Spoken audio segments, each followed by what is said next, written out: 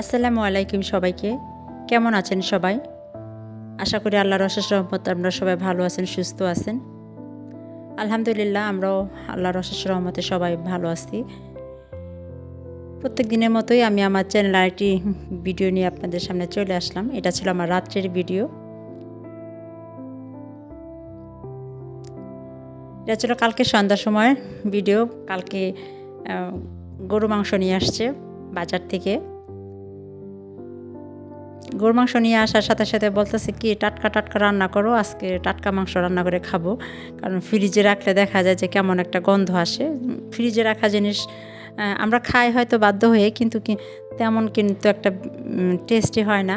সেই জন্য রোহানের বাবা বলতেছে যে গরু মাংস নিয়ে আসছে, তুমি টাটকা এখনই রান্না করো। আর গ্যাসটাও মোটামুটি ভালোই ছিল। ভাবলাম যে নিয়ে আসছে যখন খেতে চাচ্ছে তাহলে টাটকা রান্না করি। রোহান শাফিনও বলতেছে আম্মু তুমি এখনই রান্না করে দাও। আচ্ছা তাহলে সবার কথা মতোই কাজ করলাম। আমি গরু মাংসগুলো সব মিশালাম। একটু হাড় ছিল, তেল ছিল, তেল বেশ একটা ছিল না। যে হাড়গুলা ছিল খাওয়ার জন্য খুব উপযুক্ত হাড়, একদম খুব মজার হাড়গুলা ছিল। যাই হোক আমি বাবা ছেলের কথা মতো কাজ করলাম। আমি সব মাংসগুলো ভালোভাবে সবগুলো মিশিয়ে নিলাম। মিশানোর পরে আমি ফ্রিজে যেটুকু রাখার পোটলা করে ব্যাগে করে রেখে দিলাম, প্যাকেট করে। আর এটুকু পরিমাণ নিয়েছি। এখানে আমি বড় মাংসগুলো একটু কেটে নেব। আর আমার বাসার সবাই বাচ্চারাও এত বড় টুকরা পছন্দ করে না। আর দেখা যায় বড় টুকরাগুলো সিদ্ধ হতেও তেমন বেশ সময় লাগে। আমি যে মাংসগুলো কাটার দরকার ছিল সেগুলো শুধু কেটে নিলাম। আমি সবগুলো কিন্তু কেটে নিই নাই, বেছে বেছে কেটেছি। যেটা কাটতে হবে সেটাই আমি কেটেছি। এই তো আমি মাংসগুলো সবগুলো কেটে নিলাম। এখন আমি পেঁয়াজ ছিলে নেব। আর এখানে দেশি কুল আলু ছিল, আলু দিব মাংসের মধ্যে। আর আমাদের বাসায় আলু খুব চলে, মাংসের সাথে তরকারি যেটাই হোক না কেন আলু খুব পছন্দ করে বাচ্চারা খায়। এই তো আমি এখানে আলু পেঁয়াজ নিয়ে নিলাম। এটা আমি এখন ছিলে নেব। পেঁয়াজ আমার আগে থেকে কাটা ছিল, কিন্তু আজকে আর এখন আর কাটা নেই। ভাবছিলাম যে কালকে সকালেই কেটে নেব একেবারে। একদিন কাটলে 2 দিন খাওয়া যায়। আমি সেই পরিমাণের মধ্যে কেটে রাখি পেঁয়াজটা কিন্তু সবসময় কাটতে তেমন একটা ভালো লাগে না। আর পেঁয়াজ কিন্তু কাটা অনেক, আমি মনে করি খুব কষ্টের একটা জিনিস পেঁয়াজ কাটা। সেজন্য আমি পেঁয়াজ প্রত্যেক দিন না কেটে একদিন কাটলে আমি 2 দিন যেন খাওয়া যায়, রান্না করা যায় সেই পরিমাণে আমি কেটে রাখি। আর এই তো পেঁয়াজের মুখাটা আগে কেটে নিলাম। এটা কেটে নিলে পানিতে ভিজিয়ে রাখলাম কিছুক্ষণ। দেখা যাবে আমার আলু ছিলতে ছিলতে পেঁয়াজের ঝাঁজটা চলে যাবে। এই তো আমি আলু পেঁয়াজ সব কাটা শেষ করলাম। এখন আমি আলু পেঁয়াজ কেটে দিচ্ছি। আর মাংসটা আমি একদম মাখিয়ে বসাবো।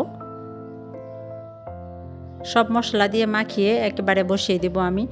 আজকে যদি আমার ভিডিওটা আপনাদের কাছে কোনো অংশ ভালো লেগে থাকে তাহলে আপনারা চাইলে আমার চ্যানেলটি লাইক দিতে পারেন। আর যারা আমার চ্যানেলে নতুন তারা চাইলে আমার চ্যানেলটিকে আপনারা সাবস্ক্রাইব করে নিতে পারেন। আর আমার ফেসবুক পেজ থেকে আজকের এই ভিডিওটা দেখে থাকলে আপনারা চাইলে আমার ফেসবুক পেজটা ফলো দিতে পারেন।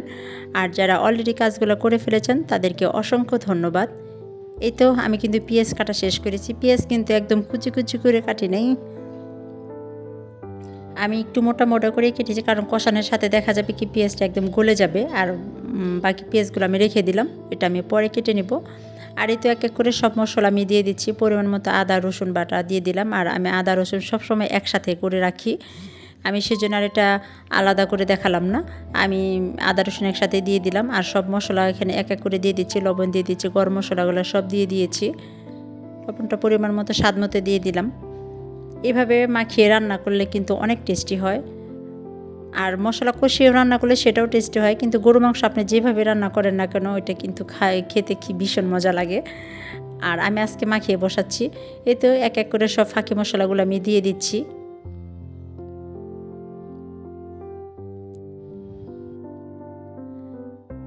আমি তো খুবই তাড়াতাড়ি করে কাজগুলো করতেছি, কিন্তু এখন কিন্তু 10:30 বেজে গিয়েছে। আমি জানি না এটা কখন রান্না হবে। এই গরুর মাংস হলে নাকি সবাই একসাথে খেতে বসবে, আল্লাহ জানে। তাড়াতাড়ি জানে হয়। আর গ্যাসটাও এখন পরিমাণ মতো একদম অনেকটা বেড়ে গিয়েছে। ইনশাল্লাহ আশা করতেছি আধা ঘন্টার মধ্যে হয়ে যাবে। এই তো আমি মশলা সব দিয়ে হাতে মাখিয়ে নিচ্ছি।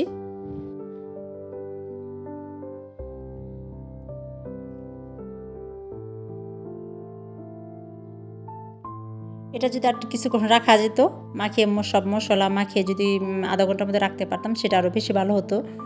আপনারা চাইলে রেখে দিতে পারেন। আমি কি তাড়াহুড়োই করতেছি, এখন 10:30 বেজে গিয়েছে, রাত্রে 10:30। এটা কখন হবে, এটা কখন খাবে, সেই অপেক্ষায় সবাই আছে। সেই জন্য আমি আর রাখবো না, আমি এখনই মাখিয়ে সাথে সাথে আমি বসিয়ে দিব চুলায়। আমি একটু হাতটা ধুয়ে নিলাম মশলাটা, আর এখানে আর কোনো আমি অবশিষ্ট আর কোনো পানি দিব না, যেটুকুই আমি হাত ধুয়েছি সেটুকুই পানি।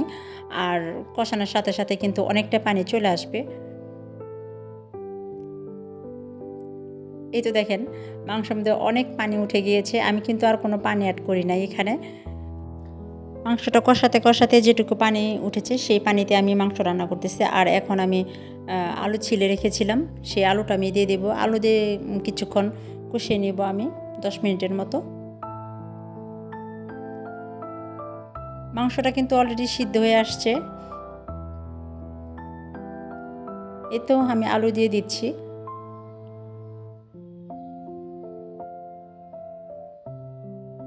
আমি আলুটা মাঝখানে অল্প একটু ফেলে দিয়েছি, একদম ছাড়িয়ে রাখি নাই। ছোট ছোট আলু তো, আর বড় আলু হলে হতো আমি এটা কেটে দিতাম।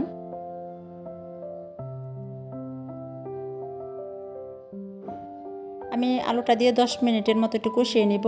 তারপরে আমি অল্প করে একটু ঝোল দিব, অল্প পরিমাণে গরম পানি। গরম পানিটা দিলে আর একটু তাড়াতাড়ি হয়ে যাবে, যেহেতু আমার পিছন থেকে অনেক তাড়া দিচ্ছে, এখনও হয় নাই। আর আমি একটু টেস্ট করে দেখতে চাচ্ছি যে কতটুকু সিদ্ধ হয়েছে, কিন্তু অনেক চেষ্টা করতেছি, এটা কিন্তু আমি তুলতে পারতেছি না। যাই হোক, শেষে আমি তুলতে পারছি। কষানোর মধ্যে মাশাআল্লাহ মাংসটা অনেকটাই সিদ্ধ হয়ে আসছে। এই তো মাংস হয়ে আসছে, আমি টেবিলে নিয়ে আসছি। আর এদিকে 11:10 বেজে গিয়েছে, এটা এখন খাবে সবাই। গরম ভাতও রান্না করেছি আমি, গরম গরম সব খাবে। দেখেন মাশাআল্লাহ তরকারির কালারটা কি আসছে, অনেক সুন্দর আসছে। আর একটু ঝোল ঝোল রাখছি, ঝোল ঝোল করে গরম ভাত দিয়ে দেশি লেবু দিয়ে খাবো আজকে সবাই, রাত্রের খাবার আমাদের। আর টাটকা টাটকা গরু মাংস রান্না করলে কিন্তু অনেক মজা লাগে। আপনারা ট্রাই করতে পারেন, খেয়ে দেখতে পারেন এভাবে। এই তো আমি এক এক করে সবাইকে বেড়ে দিচ্ছি। আজকে তাহলে এই পর্যন্তই। সবাই ভালো থাকবেন, সুস্থ থাকবেন, সবাই নিরাপদে থাকবেন।